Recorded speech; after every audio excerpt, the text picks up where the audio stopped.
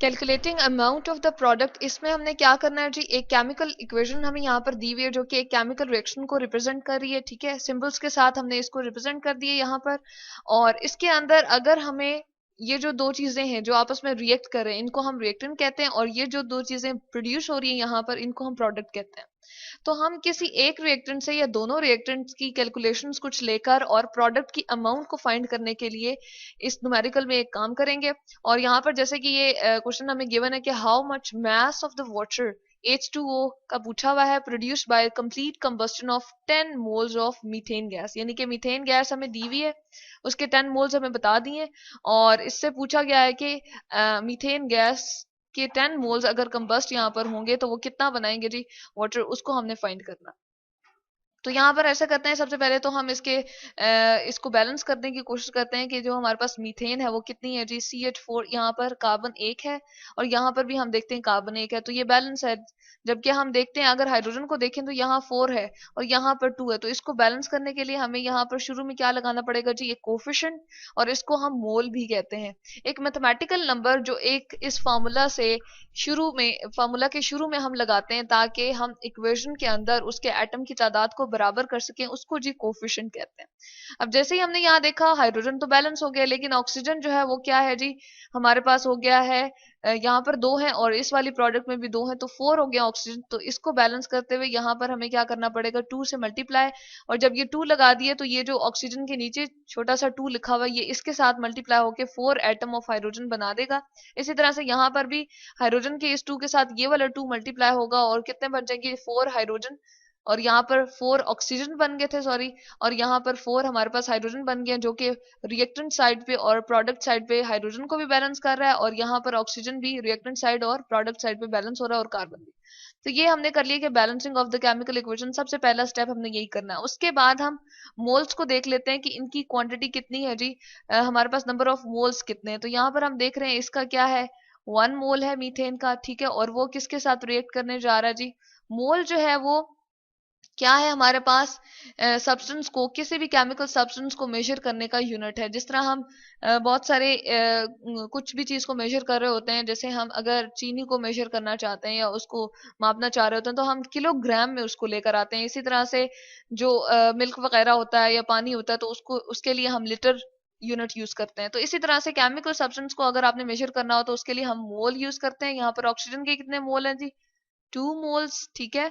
और यहाँ पर कार्बन डाइऑक्साइड के कितने मोल हैं जी, 1 मोल, अगेन हम यहाँ पर लिख देते हैं।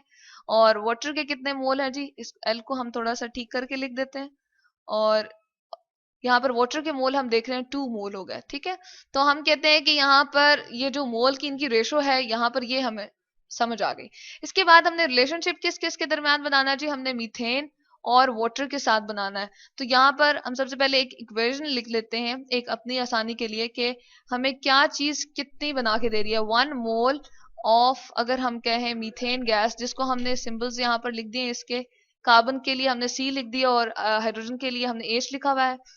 गैस हमें कितना देती है जी, गिव्स कितने moles of water, 2 moles of, इस इक्वेशन से इस जो मोल की हमने रेशो बनाई है उससे पता चल रहा है 2 मोल्स ऑफ H2O लिख रही हूँ वाटर के लिए। अगेन हम यहाँ पर इसका सिंबल्स के साथ फॉर्मूला यूज कर रहे हैं, ठीक है, कि हाइड्रोजन के लिए H हमने सिंबल मेंशन किया हुआ यहाँ पर और ऑक्सीजन के लिए O। उसके बाद हमें गिवन कितना है, क्वेश्चन में 10 मोल्स का हमसे पूछा हुआ है, यानी कि 10 मोल्स ऑफ मीथेन गैस जो है वो हमें कितना देगा वाटर। तो यहाँ पर हम लिख देते हैं मीथेन गैस गिव्स लिखना चाहिए वैसे, यहाँ पर कितना देता है। तो ये कितने देगा जी, 2 को हम मल्टीप्लाई कर देंगे 10 के साथ, ठीक है, और ये जो 1 ऊपर टॉप पे लिखा होता है यहाँ पर इसको हम क्या कर देते हैं, डिविजन में ले जाते हैं। तो आंसर हमारे पास यहाँ पर क्या आ जाएगा, 20 मोल्स ऑफ, हम कहते हैं H2O, ठीक है, मोल्स ऑफ H2O हमने लिख दिया, ठीक है। अब ये तो हमारे पास क्या आ गया है जी, मोल्स आ गए, लेकिन हमने किस में फाइंड करना था, मास को फाइंड करना था और ग्राम में। तो इसके लिए हम एक फॉर्मूला ले लेते हैं, नंबर ऑफ मोल्स जो है वो बराबर होता है जी मास इन ग्राम और डिवाइडेड बाय मोलर मास। तो इसको हम ले लेते हैं और इसको देखते हैं, जैसे कि ये फॉर्मूला हमने देख लिया, ठीक है, इसको थोड़ा सा हम नीचे कर लेते हैं ताकि हमें ये मजीद क्लियर हो जाए। अब इसमें जो है हम देख रहे हैं कि नंबर ऑफ मोल्स, यानी कि ये जो मोल्स निकलते हैं वो किसके बराबर है, मैस इन ग्राम, जो कि हम फाइंड करना चाह रहे हैं ऑक्सीजन के लिए, ऑक्सीजन के केस में, सॉरी वाटर के केस में, यहाँ पर वाटर का हमने फाइंड करना है। और मोलर मैस क्या होता है, वो वाला मैस ग्राम में जो कि 1 मोल का होता है, यानी कि 1 मोल के अंदर कितना ग्राम मैस मौजूद है, तो उसको हम कहते हैं मोलर मैस। तो वाटर के लिए हम ये सॉल्व करते हैं जरा, तो क्या आ जाएगा हमारे पास, मैस इन ग्राम हम निकालना चाह रहे हैं, तो इसको हम ऐसा करते हैं कि मैस ऑफ वाटर लिख देते हैं यहाँ पर, H2O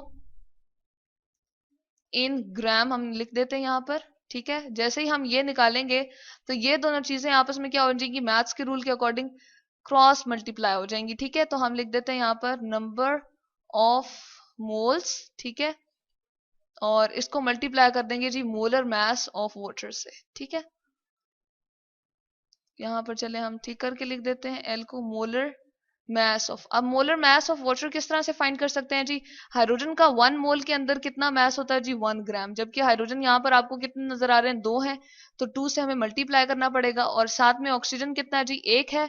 चलिए इस ऑक्सीजन को हम थोड़ा सा ठीक करके लिख देते हैं, थोड़ा सा बड़ा करके लिख देते हैं। और ऑक्सीजन हमारे पास कितना है जी, 1 ही है, तो इसका जो मोलर मैस हमारे पास आएगा वो कितना आएगा जी, वो आता है हमारे पास 16 ग्राम। जब एटॉमिक नंबर के साथ हम क्या करते हैं, इसके प्रोटॉन और न्यूट्रॉन को ऐड करते हैं, प्रोटॉन की तादाद इसमें 8 होती है और न्यूट्रॉन की तादाद भी 8 होती है, तो उन दोनों को ऐड करते हैं, प्लस करते हैं, तो 16 आ जाता है।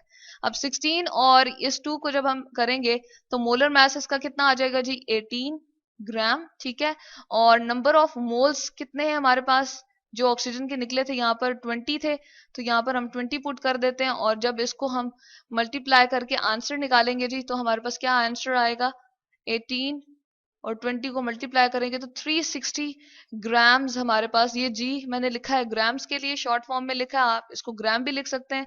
तो ये हमारे पास आ गया है जी मैस ऑफ वाटर, वो वाला वाटर का मैस जो कि 10 मोल्स की वजह से, 10 मोल्स ऑफ मीथेन गैस जब कंबस्ट होगी तो हमारे पास बनेगा, इसको हम कहते हैं जी 360 ग्राम में हमारे पास मैस आ गया। तो इसी तरह से हम क्या कर सकते हैं, अगर हमें सॉरी रिएक्टेंट गिवन हो, ठीक है, रिएक्टेंट की क्वांटिटी गिवन हो, तो हम प्रोडक्ट की क्वांटिटी को मेजर कर सकते हैं और निकाल सकते हैं ये सारी कैलकुलेशन से। और यहाँ पर हमें पता चल गया कि मैस ऑफ वाटर जो है वो 360 ग्राम आ गया, 10 मोल्स ऑफ मीथेन के कंबस्ट होने से।